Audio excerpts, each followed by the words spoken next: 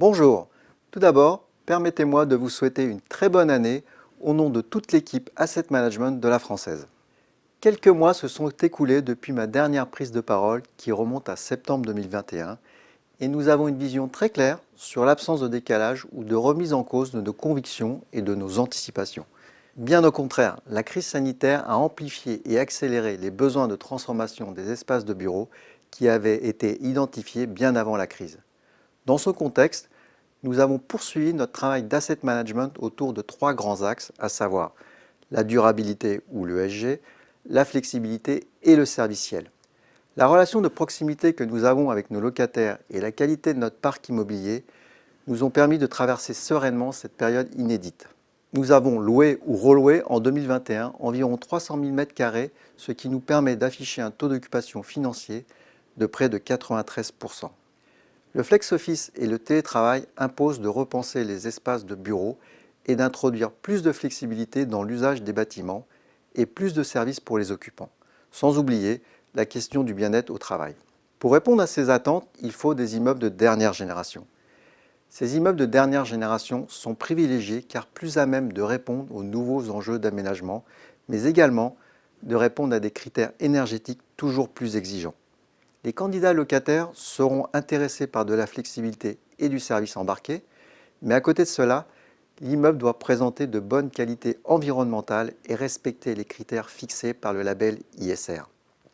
À ce jour, nous avons obtenu le label ISR pour 2 SCPI et 2 unités de compte. Nous poursuivons le déploiement de notre stratégie durable visant à accompagner en priorité la transition énergétique des actifs les moins performants. Par exemple, nous souscrivons des contrats d'approvisionnement d'énergie 100% renouvelable pour décarboner nos sources d'énergie. C'est un levier efficace mais pas suffisant. En parallèle, nous élaborons des plans pluriannuels de travaux qui visent à améliorer l'efficience énergétique de notre patrimoine. Autre exemple, nos équipes techniques, en lien avec notre département ISR, ont élaboré une charte des immeubles neufs que nous testons auprès de certains promoteurs partenaires. Elle vise des performances énergétiques adaptées aux futures réglementations. Vous l'aurez compris, à ce jour, les entreprises n'ont pas encore arrêté leurs nouvelles organisations du travail et les stratégies immobilières qui en découlent.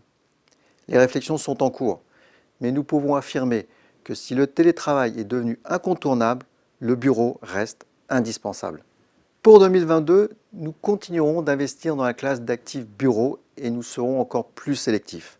Les immeubles dernière génération seront privilégiés car plus à même de répondre aux nouveaux enjeux du flex office et du travail collaboratif, sans oublier les critères environnementaux, sociaux et de gouvernance qui sont une nécessité absolue. Notre objectif en 2022 est également de saisir les opportunités que propose le marché des actifs de santé. Notre nouvelle SCPI de santé sélectionnera des actifs médico-sociaux pour répondre aux nouveaux besoins de ce secteur en pleine mutation et notamment aux besoins de la médecine de ville avec des pôles de santé pluridisciplinaires. Le 27 décembre dernier, nous avons acquis pour le compte de la SCPI notre premier actif dédié à cette médecine de cœur de ville.